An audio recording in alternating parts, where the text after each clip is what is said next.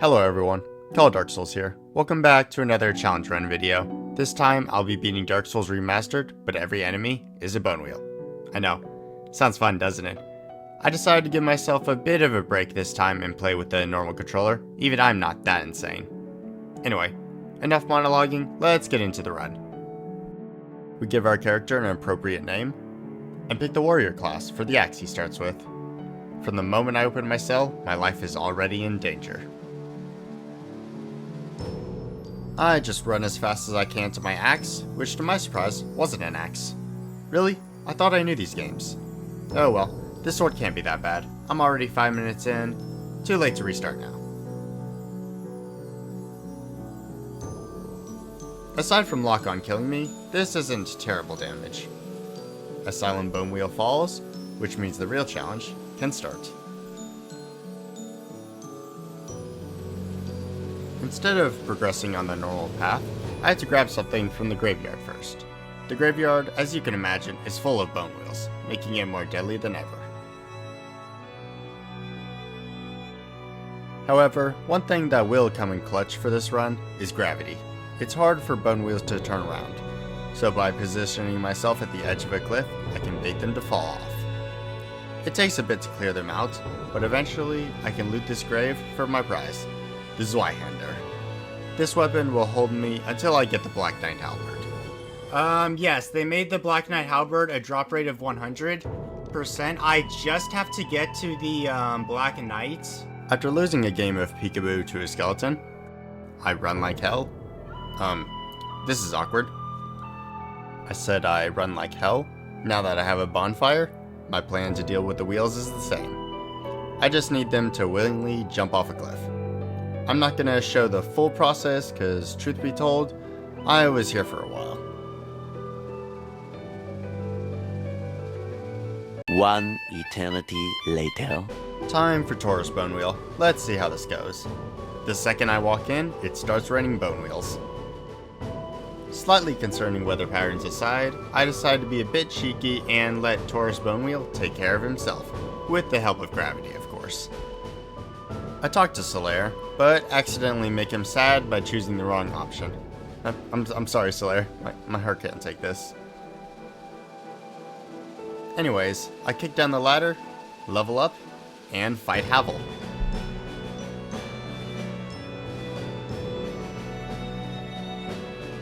Before I do that, let's get the Black Knight Halberd. It's not 100%? Oh no. Well, that kinda ruins my plan. I need to find another weapon to use, but that's a problem for later. Anyway, I kill Havel for real this time, and make a stop for the Elite Knight Armor.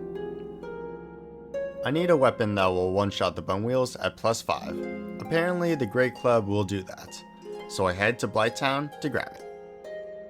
At the bottom of the Firelink elevator, I discover a problem. Every hollow that's usually passive down here is a Bonewheel, and they all want me dead, and are more than able of achieving their goals. Okay, I made it. I think I left part of my sanity back in New Londo, but that's not important. Lucky for me, Bonewheels don't seem to know how to operate when placed on scaffolding hundreds of feet in the air. It's just a mad dash to the bonfire. A few deaths later, I figure out I'm gonna need a better strategy. I first tried taking them out one by one, but then discover something. The hole behind this gate is a perfect place to trap them. I could just lead them over here, and they get stuck, since to my knowledge, Bonewheels can't climb ladders. After hoarding Bonewheels like it's an investment, I acquire my bonk stick. The Great Club was even better than I thought. At +0, it one-shots the Bonewheels, even though the damage doesn't look much better. I guess the Bonewheels are weak to strike, like most skeletons.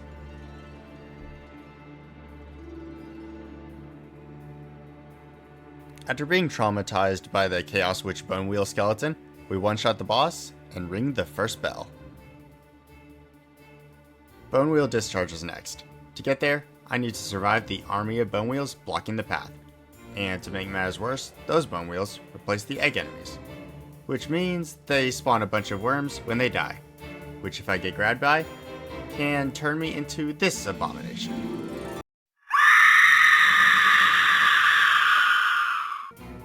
Luckily, the solution is gravity. I faced Ceaseless. The poor thing didn't even have a chance to turn around before I ended him. Time to make the journey back to Firelink. I'm not worried about the climb out of Blighttown. However, New Londo scares me. With the club though, it's not that bad. The R2 hits through a wall and takes out most of them in a single hit.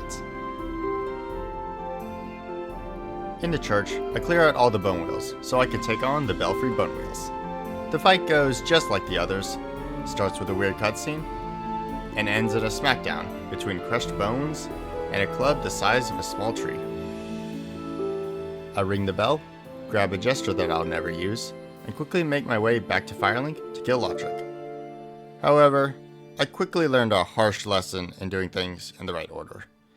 If you do Quelaag's bell before the gargoyles, Lotric just straight up murders the Firekeeper without warning.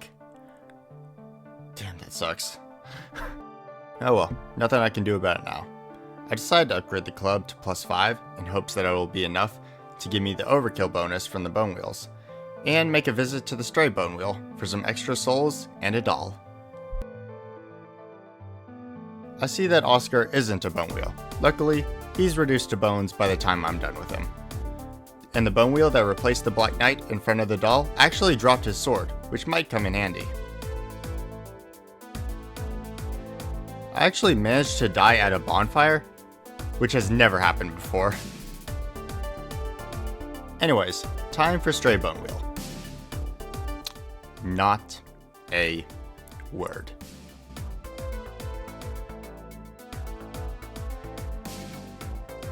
Which seems to be worthless, as he didn't drop a slab. I bank myself at home at Andre's bonfire, and charge headfirst into Sen's Fortress. Yeah, I expected that. Okay, honestly, I think making all the snakes into Bonewheels made Sen's Fortress easier, which is probably the only area where that's true.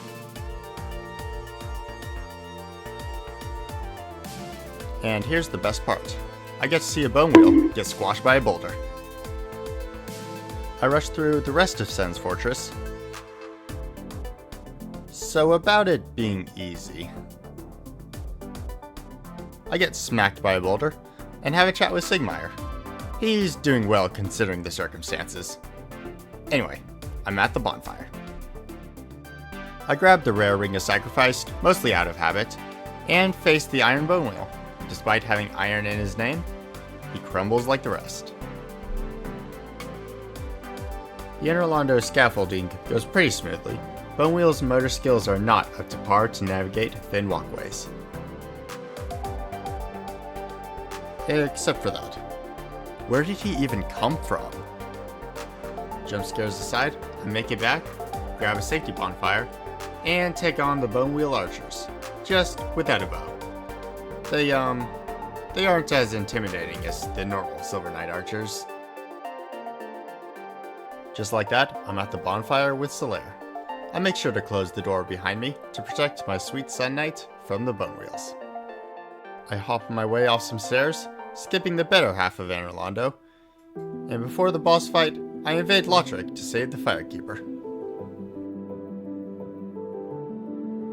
Police, get what you fucking deserve! Time for the Bone Rose. Yada yada yada, weird cutscene, followed by 2 bonks and a golden victory screen. Also, with the Fat Ring, I can finally wear pants. Now for my prize. No, I'm not talking about Guinevere. I'm talking about the bowl she gives me. Also, I revived Firekeeper and relight Firelink. I have a quick chat with the crestfallen warrior and pick off the Bonewheels guarding a Firekeeper soul. The first Lord Soul on my list is the Bed of Chaos, so I make my way over to the Demon Fire Sage only to see the Golden Fog Wall still active. Well, not a Call of Darksouls playthrough if I don't forget to place the Lord Vessel. Yada yada yada, get eaten, make some explosive soup. Can I fight the boss now? The answer is apparently no.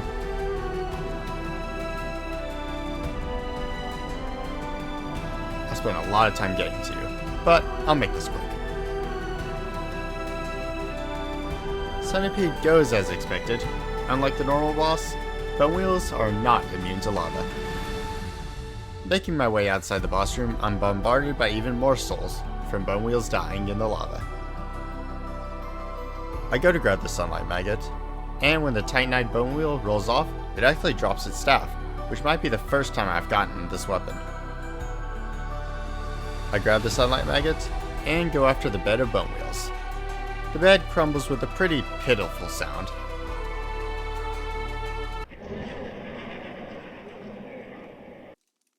I do some parkour to Pinwheel. The run to Pinwheel is exactly the same, funny enough. Now get ready for probably the most dangerous Pinwheel fight ever. I said the most dangerous, not that it was hard. Shame he didn't drop the mask of the Bonewheel. Now there's technically one more chance to get the Black Knight Halberd, which I somehow get after dying. Anyway, I upgrade the weapon and use all my pocket souls to level up strength.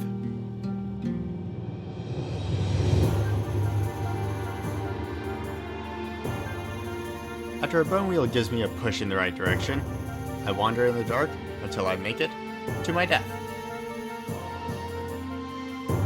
There are way too many Bonewheels before Nito.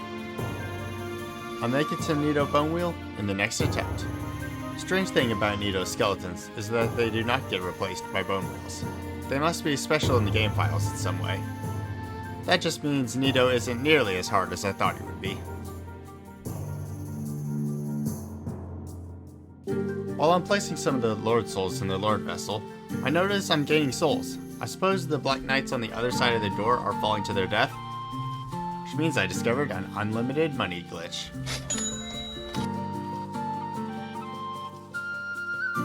Seath is up next, so I make my way over to the Duke's Archives and march on to my mandatory death, which isn't by a Bonewheel, which is a shame. I guess the Seath that kills you here isn't the same entity as the actual boss. I'm learning all kinds of things in this run. I get cursed, break a ring, wake up in prison, and kill the snake guarding the cell and open the door. Mod really isn't perfect, I guess. Alright, let's grab the key and get out of here. That's a lot of Bonewheels. Anyway, got the key. I run around, weaving up and down staircases until I open the bookshelf door and light the bonfire. Just a quick walk later, and I meet the Scaleless Bonewheel, which for some reason doesn't have a cursed cutscene. I spent some time trying to kill him without breaking the crystal. It, doesn't work. Anyway, one shot after the crystal breaks. Before I venture into the ghost house, I grab the Firekeeper soul in the archives and get my Estus to +3. The ghost house isn't that bad. As long as I keep my shield up, I'll be fine. Ingward gives me the key to the seal, and the floodgates are opened. Before I take on the 4 Bonewheels, I need to kill Sifwheel for the Covenant of Artorias. Also, I make a stop at the Moonlight Bonewheel along the way. Good thing about this run is this is the only time I don't feel bad about killing Sif.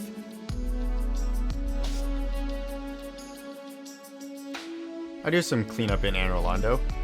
First, I throw a firebomb at Guinevere so I can fight Gwendolyn Bonewheel.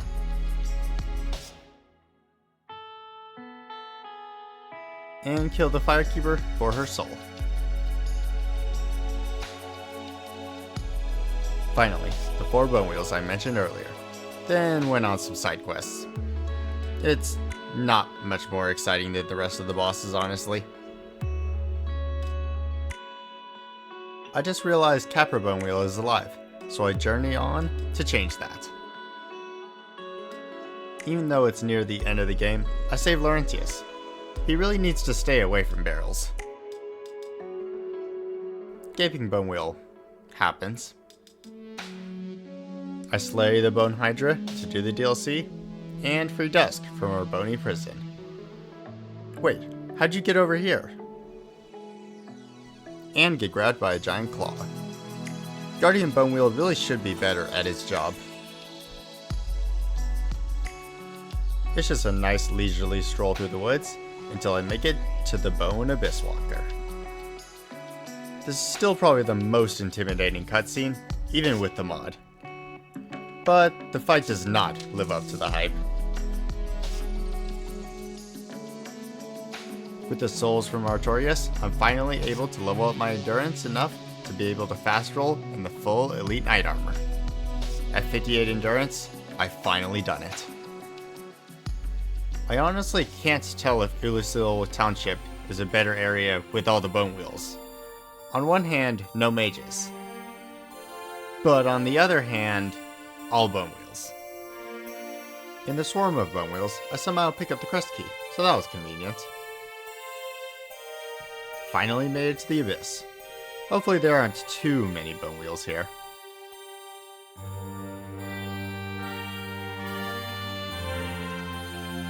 Every time I feel like I've seen too many bone wheels, the game somehow surprises me with more. Yeah, this could take a bit.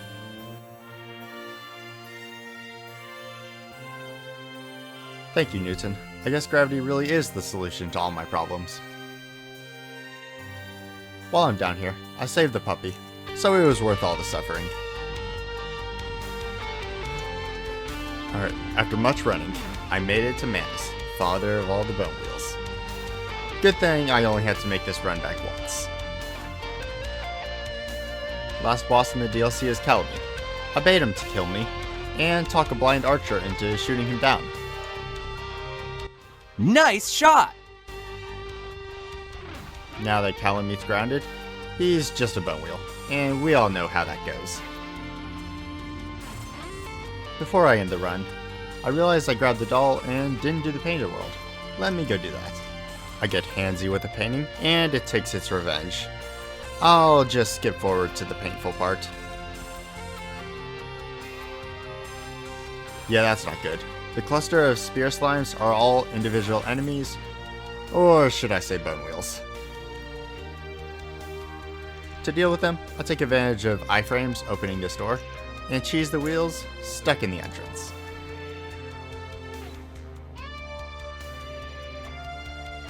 The sewers are just like normal. That doesn't mean I don't die though. Anyways, I open the door. And now for Bonesilla. Yeah, at this point, it was getting late. But I couldn't stop. I was this close to finishing the run. In the end, I realized all those deaths were in vain. I could have just jumped down where the dragon usually is the whole time. Weird thing about the Priscilla fight is that her dialogue still plays for some reason, even though she's a bone wheel. If thou seekest I, thine desires shall be requited not. I do not seek you. Go away. Now for Bone Gwen, Lord of Cinder. Let's put an end to this cursed run.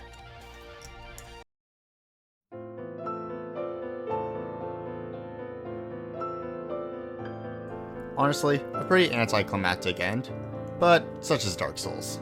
I decide to end the world and bathe it in darkness. Naturally. And that's the end of the run. I hope you enjoyed this journey as much as I did. I'm just getting started with challenge runs, and I have many more in the works. If you like this, consider leaving a like and subscribing. Hope you all enjoyed, and I'll see you in the next video.